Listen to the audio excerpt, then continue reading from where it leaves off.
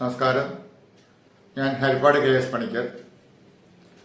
ഇന്ന് ചർച്ചയ്ക്ക് വയ്ക്കുന്ന വിഷയം എന്ന് പറയുന്നത് കേരളത്തിൽ കുറേ നാളുകൾ കൊണ്ട് കണ്ടുവരുന്ന ആത്മഹത്യാ പ്രവണതയും വലിപ്പച്ചെറുപ്പമില്ലാതെ ആത്മഹത്യ ചെയ്യുന്ന കുട്ടികളും മുതിർന്നവരും ആത്മഹത്യയുടെ പിന്നാമ്പറം അല്ലെങ്കിൽ ആത്മഹത്യ ചെയ്യാൻ അവരെ പ്രേരിപ്പിക്കുന്ന വസ്തുത എന്താണ് കൂടുതലായിട്ട്? ഇതെന്തെങ്കിലും റെമഡി നമുക്ക് പറ്റുമോ? അതുപോലെ തന്നെ ആത്മഹത്യ ചെയ്തു കഴിഞ്ഞു കഴിഞ്ഞാൽ ശരീരം മാത്രമേ പോകുന്നുള്ളൂ എന്നുള്ള തലത്തെക്കുറിച്ച് സാധാരണ ജനതയ്ക്ക് അറിയാൻ വയ്യാത്തത് കൊണ്ടും പലരും ചിന്തിക്കുന്നത് ദുഃഖം ഒഴിഞ്ഞു പോകും എന്നുള്ള തലത്തിൽ ശരീരത്തെ കളഞ്ഞു കഴിഞ്ഞാൽ അല്ലെങ്കിൽ ശരീരം ഇല്ലാതായാൽ ദുഃഖം ഒഴിഞ്ഞു പോകും എന്നുള്ള തലത്തെക്കുറിച്ചുള്ള ആ അറിവ് മാത്രമേ ഇന്ന് സാധാരണ ജനതയ്ക്കുള്ളത് കൊണ്ടും അതിനപ്പുറത്തേക്ക് എന്താണ് സംഭവിക്കുന്നതെന്ന് അറിയാൻ വയ്യാത്തത് കൊണ്ടും അറിവില്ലാത്തത് കൊണ്ടുമാണ് ആത്മഹത്യ ചെയ്യുന്നത്. ഇന്ന് ഈ വീഡിയോ ഞാൻ ചെയ്യുന്നത് അല്ലെങ്കിൽ ഇടുന്നത് കഴിഞ്ഞ കുറച്ച് ദിവസങ്ങൾക്ക് മുമ്പ് എൻ്റെ വീടിനടുത്തുള്ള ഒരു സ്കൂളില് 5ാം ക്ലാസ്സിൽ പഠിക്കുന്ന ഒരു കൊച്ചുകുട്ടി തൻ്റെ വീട്ടിലെ ശുചിമുറിയിൽ ആത്മഹത്യ ചെയ്തതായെന്ന് പത്ര റിപ്പോർട്ട് വന്നത് അല്ലെങ്കിൽ മാധ്യമങ്ങളിൽ വന്നത് നിങ്ങൾ കണ്ടു കാണും. വളരെ ചെറുപ്പത്തിലുള്ള 10 വയസ്സുള്ള ഒരു കുട്ടി ആത്മഹത്യ ചെയ്യുക, ഒന്നും ഒരു കാര്യമില്ലാതെ ആത്മഹത്യ ചെയ്യുക എന്നുള്ളത് എന്തുകൊണ്ടായിരിക്കും?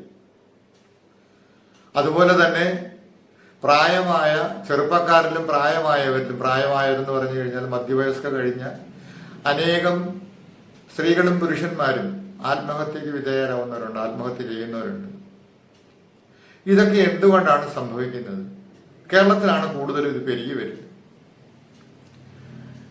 എൻ്റെ അഭിപ്രായമാണ് ഞാൻ പറയുന്നത്. ഇതിനല്ലാതെ വേറെ ആർക്കെങ്കിലും എന്തെങ്കിലും അഭിപ്രായം ഉണ്ടെന്നുണ്ടെങ്കിൽ അത് അവരുടെ അഭിപ്രായം മാത്രമാണ്. എൻ്റെ അറിവും അഭിപ്രായവും വെച്ചാണ് ഞാൻ ഈ വീഡിയോ ഇടുന്നത്. അത് മനസ്സിലാക്കേണ്ട ഒരു കാര്യമാണ്.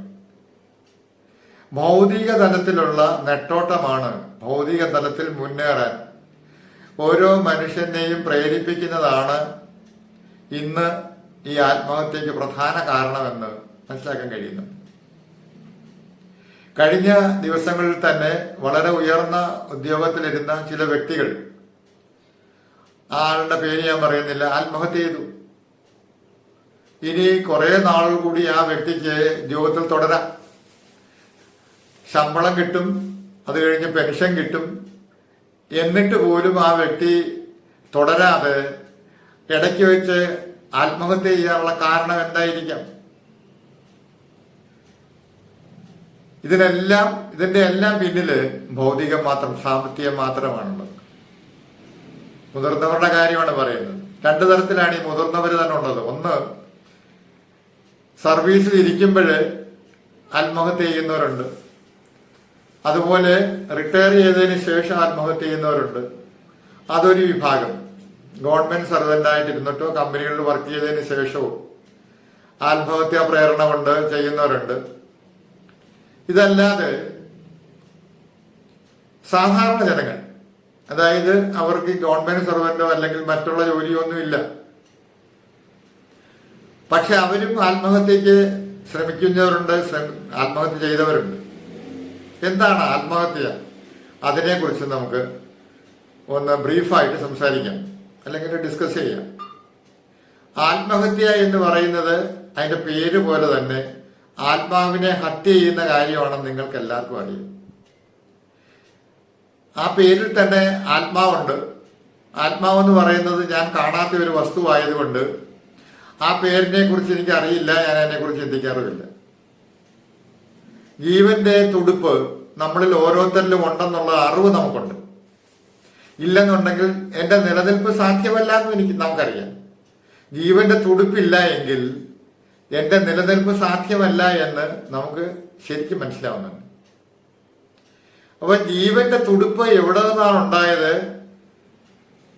എന്നുള്ള ഒരു തലത്തെക്കുറിച്ച് നമുക്ക് ആത്മീയ തലത്തിലുള്ള അറിവ് തരാൻ ആളുകളുണ്ട്. ചിലരൊക്കെ ഉണ്ടെങ്കിൽ പോലും അതിനെ സ്വീകരിക്കാൻ ഞാൻ തയ്യാറല്ല. പലപ്പോഴും നമ്മൾ യുക്തിവാദികളായിട്ട് മുന്നോട്ട് പോകുമ്പോൾ യുക്തിവാദത്തിൽ ഉറച്ചിരിക്കുന്ന വ്യക്തിക്ക് അവന്റെ മനസ്സിനപ്പുറത്തേക്ക് കടന്നു ചെല്ലാൻ സാധ്യമല്ല എന്നുള്ള ഒരു അറിവ് നമുക്കുണ്ടാവണം കേട്ടോ. പലർക്കും ഉള്ളതാണ്. ഞാൻ കണ്ടിട്ടുണ്ട് പലപ്പോഴും ചലഞ്ച് ചെയ്ത് ആത്മീയതയെ ചലഞ്ച് ചെയ്ത് സംസാരിക്കുന്ന, അധികാരത്തോട് സംസാരിക്കുന്ന പലരെയും ഞാൻ കണ്ടിട്ടുണ്ട്. യുക്തിവാദികളായിട്ടുള്ളവരാണ് ഇവരൊക്കെ. യുക്തിവാദം എന്ന് പറയുമ്പോൾ തന്നെ മനസ്സിലാക്കിക്കോണം, അവരുടെ മാനസിക തലത്തിൽ ബുദ്ധിക്ക് കിട്ടിയ അറിവ് മാത്രമേ ഉള്ളൂ, അതിനപ്പുറത്തേക്ക് അവർ കടന്നു പോയിട്ടില്ല. മനസ്സില്ലാത്ത ഒരു തലത്തിലേക്ക് എത്തിക്കഴിഞ്ഞാൽ ആത്മീയതയുടെ അടുത്തടുത്ത തലങ്ങളിലേക്ക് നമുക്ക് കടക്കാൻ പറ്റും എന്നുള്ളത് നമ്മുടെ ആത്മീയ ഗ്രന്ഥങ്ങൾ പറയുന്നത് വായിച്ചു നോക്കിയാൽ വ്യക്തമായിട്ട് മനസ്സിലാക്കാൻ പറ്റും. പക്ഷെ ആ അറിവൊന്നും നമുക്കില്ല. പക്ഷെ നമ്മൾ എന്ത് ചെയ്യും? കേട്ട് കേൾവിയോ അല്ലെങ്കിൽ എന്തെങ്കിലും വായിച്ചതിന്റെ അടിസ്ഥാനത്തിൽ നമ്മൾ അതിനെ ഖണ്ഡിക്കാൻ ശ്രമിക്കും. ആരെങ്കിലും അറിയാവുന്നവർ പറയുമ്പോഴാണ് ഖണ്ഡിക്കാൻ ശ്രമിക്കുക. അപ്പൊ ഖണ്ഡിക്കാൻ ശ്രമിക്കുമ്പോൾ എന്തുണ്ടാവും? തന്റെ തലം വിജയിക്കണമെന്നുള്ള ആഗ്രഹത്തോടു കൂടി വാദിക്കുമ്പോൾ ശരിക്കും ഒരാൾ അറിവുള്ള വ്യക്തിയാണെങ്കിൽ അവിടെ വിട്ടുകൊടുക്കും. നീ പറഞ്ഞോ എന്ന് പറഞ്ഞിട്ട് പോവാനേ നിവർത്തിയുള്ളൂ. ഇപ്പൊ ഒന്നാമത്തെ കാര്യം എന്ന് പറഞ്ഞാൽ അറിവില്ലായ്മ. ഈ അറിവില്ലായ്മ എന്ന് പറയുന്നത് ഈ പറയുന്ന ഭൗതിക തലത്തിലുള്ള സയൻസോ അല്ലെങ്കിൽ മാത്സോ അതൊന്നും അല്ല. ആത്മീയ തലത്തിൽ ചിന്തിച്ച് ആത്മീയ തലത്തിലെ ഉന്നതി കിട്ടിയ വ്യക്തികൾ പറയുന്നതും പറഞ്ഞിരിക്കുന്നതുമായിട്ടുള്ള കാര്യങ്ങൾ ഗ്രന്ഥങ്ങൾ എഴുതിയിട്ടുണ്ട്. ഇതിനെ ഒരു പ്രാവശ്യം എടുത്ത് വായിക്കുകയോ അല്ലെങ്കിൽ ഇത് സത്യമാണോ എന്ന് മറ്റുള്ളവരോട് ചോദിച്ച് മനസ്സിലാക്കുകയോ ചെയ്യാത്ത ഒരു തലമാണ് ഈ പറയുന്ന യുക്തിവാദികൾക്കുള്ളത്. അങ്ങനെയുള്ളവര് ഭൗതിക തലത്തിൽ മാത്രം വിശ്വസിച്ചു പോവുകയും ഭൗതിക തലത്തിലുണ്ടാകുന്ന തിരിച്ചടി സഹിക്കാൻ പറ്റാതെ ശരീരത്തെ ഉപേക്ഷിക്കുകയാണ് ചെയ്യുന്നത്. അത് മുതിർന്നവരിൽ രണ്ട് വിഭാഗക്കാരുടെ കാര്യം ഞാൻ പറഞ്ഞു. ഇത് രണ്ടിനും ആവശ്യം മനസമാധാനമാണ്. മനസമാധാനം ഇല്ലായ്മയാണ് ഒരു വ്യക്തിയെ ഈ ഒരു തലത്തിൽ എത്തിക്കുന്നത്. ഒന്ന് കുടുംബം, ഇതിൽ ശ്രദ്ധിച്ച് കേൾക്കേണ്ട കാര്യം. ഒന്ന് കുടുംബത്തിലുണ്ടാകുന്ന തിരിച്ചടി, അതായത് ഭാര്യ ഭർത്തൃ ബന്ധത്തിലുണ്ടാകുന്ന തിരിച്ചടി. നിസ്സാര കാര്യമായിരിക്കാം സംശയത്തിന്റെ പേരിൽ ആത്മഹത്യ ചെയ്യുന്ന ഒത്തിരി കേസുകൾ വന്നിട്ടുണ്ട്, നടന്നിട്ടുണ്ട്. ഭാര്യ ഭർത്താവിനോടോ ഭർത്താവ് ഭാര്യയോടോ സംസാരിക്കുന്ന രീതിയിൽ പോലും മാറ്റം ഉണ്ടായി കഴിഞ്ഞു കഴിഞ്ഞാൽ ഇനി ഞാൻ ജീവിച്ചിരിക്കുന്നില്ല എന്ന് പറയുന്ന ഒരു തലം. അതുപോലെ സാമ്പത്തികമായ ബുദ്ധിമുട്ട് നേരിടാൻ പറ്റാത്ത ഒരവസ്ഥ വരുമ്പോൾ, കടക്കാരെ കെണിയിൽ വരുന്ന സമയത്ത്, അവരെ പിടിച്ചു നിർത്താൻ പറ്റാത്ത ഒരവസ്ഥ വരുന്ന സമയത്ത് ആത്മഹത്യ ചെയ്യുക. പക്ഷെ കൂടെയുള്ള ആളുകൾ ഉണ്ടെന്നുള്ള ഒരു വിഷയം ഇല്ലാതെ ചിന്തിക്കാതെയാണ് ആത്മഹത്യ ചെയ്യുന്നത്. വിഷയത്തിൽ ചിന്തിക്കാതെയാണ് ആത്മഹത്യ ചെയ്യുന്നത്. ചില കുടുംബത്തിലുള്ളതെന്ന് പറഞ്ഞാൽ ഒരുമിച്ച് വിഷം കൊടുത്തങ്ങ് ചാവാന്ന് വിചാരിക്കും, എന്നാൽ എല്ലാം കൂടെ അങ്ങ് തട്ടിപ്പോട്ടെ എന്ന് വിചാരിക്കും. അങ്ങനെയും ചിന്തിക്കുന്ന കുറെ ആളുകളുണ്ട് ഈ ഭൂലോകത്ത്. ആദ്യം മനസ്സിലാക്കേണ്ടതെന്ന് പറയുന്നത്, എനിക്ക് കിട്ടിയ ഈ ശരീരം ഞാൻ തന്നെ, അതാണ് സൂയിസൈഡ് എന്ന് പറയുന്നത്. ആത്മഹത്യ സ്വയമാണ് ചെയ്യുന്നത്. അപ്പൊ സ്വയം ചിന്തിച്ചിട്ട് ചെയ്യുന്ന ഒരു പ്രവൃത്തിയാണ്. എനിക്ക് കിട്ടിയ ഒരു ശരീരം മറ്റു ജന്തുജീവികളെക്കാട്ടിൽ കൂടുതൽ അറിവും വിവേകവും ബുദ്ധിയുണ്ടെന്നാണ് വിട്ടിരിക്കുന്നത്. എന്തെങ്കിലുമൊക്കെ സമ്പാദിച്ച് ജീവിച്ചോളാൻ പറഞ്ഞു.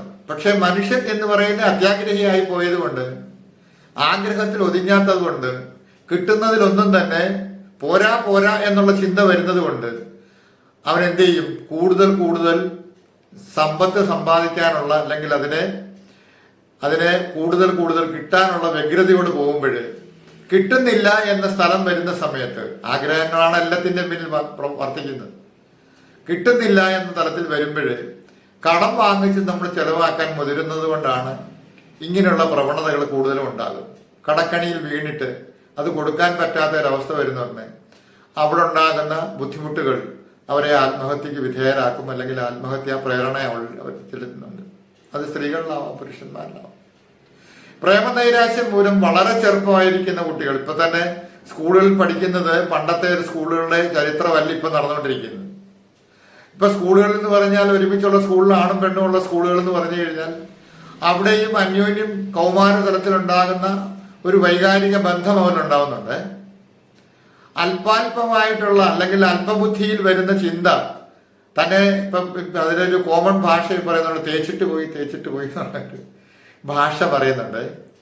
ആ ഭാഷ എന്ന് പറയുന്നത് അവരിൽ ഉൾക്കൊള്ളാൻ, അവർക്ക് ആ ഒരു തലത്തില് ആ ഒരു ചിന്തയെ അവർക്ക് ഉൾക്കൊള്ളാൻ പറ്റാത്ത ഒരു അവസരം വരുന്നുണ്ട്. ആത്മഹത്യ ചെയ്യുന്ന സമയം വന്നിട്ടുണ്ട്. ഈയിടെ കരുവറ്റായില് രണ്ടുപേര്, ഒരു കുട്ടി, പെൺകുട്ടി, 10-17 വയസ്സുള്ള പെൺകുട്ടി, കല്യാണം കഴിച്ച മുതിർന്ന ഒരാളും തമ്മിൽ പ്രേമമായിട്ട് അവര് പേരിന്റെ മുമ്പിൽ ചാടി ആത്മഹത്യ ചെയ്തു എന്നുള്ള ഒരു സംഭവം കേൾക്കാനിടയായി. ഇതൊക്കെ കേൾക്കുന്നുണ്ടേ സത്യത്തിൽ ദുഃഖമാണ് ഉണ്ടാകുന്നത്. എന്താന്ന് വെച്ച് കഴിഞ്ഞാൽ ഈ ശരീരം കൊണ്ട് നല്ല നല്ല പ്രവൃത്തികൾ ചെയ്ത് മുന്നോട്ട് പോകേണ്ടതിന് പകരം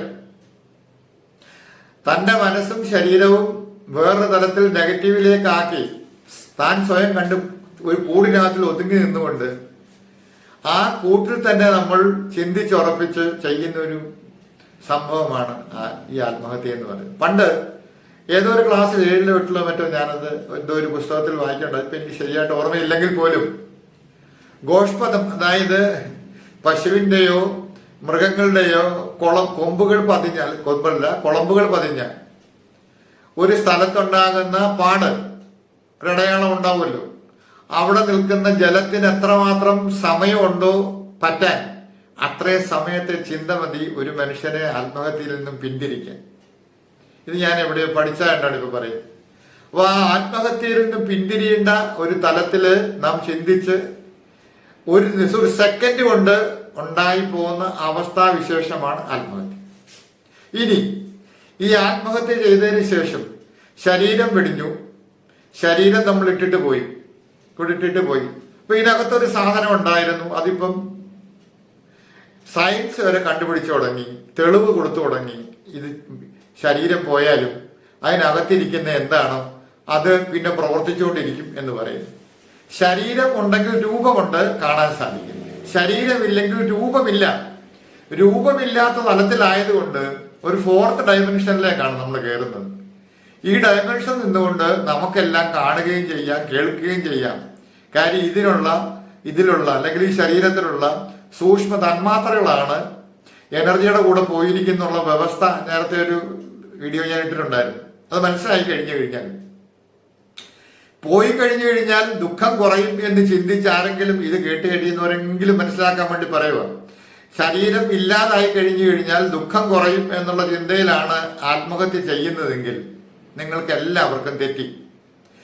അത് കഴിഞ്ഞിട്ടാണ് ഏറ്റവും കൂടുതൽ ദുഃഖം ഉണ്ടാകാൻ പോകുന്നത്. ഈ നരകം എന്ന് പറയുന്ന സംഭവം അനുഭവിക്കുന്നത് മരണശേഷമാണ്. കാരണം ശരീരമില്ലാത്ത അവസ്ഥയിൽ മനസ്സ് കൂടെ നിൽക്കുമ്പോൾ ദുഃഖം കണ്ണീന്ന് കണ്ണുനീര് വരുന്നില്ലെന്നേ ഉള്ളൂ, അല്ലെങ്കിൽ മറ്റൊരു തലത്തിൽ പ്രകടിപ്പിക്കാൻ പറ്റുന്നില്ല എന്നുള്ളതേ ഉള്ളൂ. പക്ഷെ ഇത് ഏറ്റവും കൂടുതൽ അനുഭവിക്കുന്ന സമയം മരണം കഴിഞ്ഞ് ശരീരം വിട്ടതിന് ശേഷമാണ്. നാം ഓരോരുത്തരും ഓരോ എനർജിയുടെ ഭാഗങ്ങളാണെന്ന് നമുക്ക് എല്ലാവർക്കും അറിയാം. അത് സയൻസും പ്രൂവ് ചെയ്ത് കഴിഞ്ഞു. എനർജി ഒരിക്കലും നശിപ്പിക്കാൻ സാധിക്കാത്ത ഒരു വസ്തുവാണെന്നുണ്ടെങ്കിൽ അത് എങ്ങോട്ട് പോകും, എവിടെ ഇരിക്കും? ഈ ഒരു ചിന്തയാണ് നമുക്ക് അറിഞ്ഞിരിക്കേണ്ടത്. ഈയിടെ ഞാൻ ഏതോ ഒരു ക്ലിപ്പ് കാണാനിടയായി. ഒരു ശാസ്ത്രജ്ഞൻ പറഞ്ഞൊരു കാര്യമാണ്. അദ്ദേഹം പറഞ്ഞിരിക്കുന്ന പറഞ്ഞാൽ മരണത്തിന് ശേഷം ഒരമ്മ പറഞ്ഞ കാര്യം, ആ തലത്തിൽ അമ്മ പറഞ്ഞ കാര്യം എന്ന് പറഞ്ഞു കഴിഞ്ഞാൽ, മരിക്കാൻ കിടക്കുന്ന ഒരു വ്യക്തിയെ, ICUവിൽ കിടക്കുന്ന ഒരു വ്യക്തിയെ ഉപകരണങ്ങൾ കൊടുത്ത് അവരുടെ യാത്രയിലുള്ള കാര്യങ്ങൾ തിരിച്ച് അവരെ കൊണ്ട് പറയിപ്പിക്കുന്ന ഒരു സംഭവം നടന്നുകൊണ്ടിരിക്കുക ഇപ്പോഴും.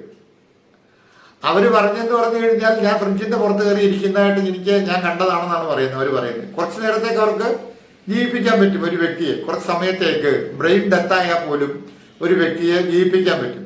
ബ്രെയിൻ ഡെത്ത് ആയില്ലെങ്കിൽ പോലും ഒരു വ്യക്തിയെ, ICUവിൽ കിടക്കുന്ന ഒരു വ്യക്തിയെ അവന്റെ ആ ഒരു മരണസമയത്തെ കുറച്ചുകൂടെ നീട്ടിക്കൊണ്ടു പോകാൻ ഇപ്പോഴത്തെ ശാസ്ത്രം, അതായത് സയൻസിന് സാധിക്കുന്നുണ്ട്. അവിടെ നിന്നും അവർ പോകുന്ന വഴി, അതായത് ഏതൊക്കെ വഴിയിൽ കൂടിയാണ് അവർ പോകുന്നതെന്നും എന്താണ് സംഭവിച്ചതെന്നും പറഞ്ഞതായിട്ടുള്ള ഒരു കാര്യം ഞാൻ ഈയിടെ ഒരു ക്ലിപ്പിനകത്ത് കാണുകയുണ്ട്. അവൻ മരിക്കുന്നില്ല. ആര് മരിച്ചു? എവിടെ മരിച്ചു? ശരീരമല്ലേ പോയിട്ടുള്ളൂ. അപ്പം വിഡ്ഢിത്തം കാണിക്കുന്ന, ഇനിയും വിഡ്ഢിത്തം കാണിക്കാനിരിക്കുന്ന വ്യക്തികളോട് കൂടിയിട്ടാണ് എനിക്ക് പറയാനുള്ളത്.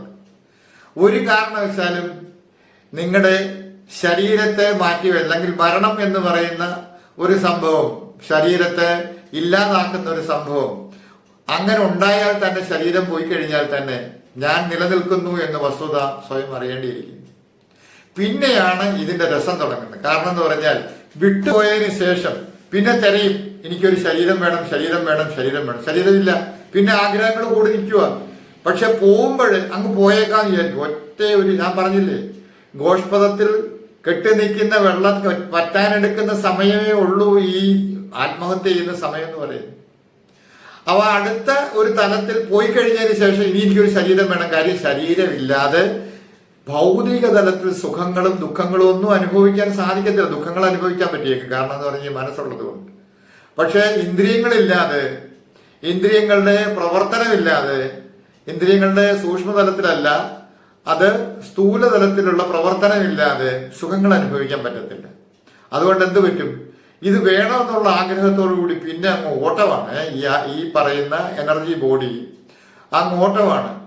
ഇതാണ് പല സ്ഥലത്തും പലയിടത്തും പ്രേതബാധയുണ്ടായി എന്നൊക്കെ പറയുന്നതിന് പിന്നിലെ തത്വം ഇതൊക്കെ തന്നെയാണ്. കാര്യം എന്ന് പറഞ്ഞാൽ ആ എനർജി ബോഡിക്ക് മറ്റൊരു ശരീരത്തെ കയറി പറ്റാൻ സാധിക്കും. അതൊരു വേറൊരു വീഡിയോയിൽ ഞാൻ ഇടാം, ഇതിപ്പോ ഇടുന്നില്ല.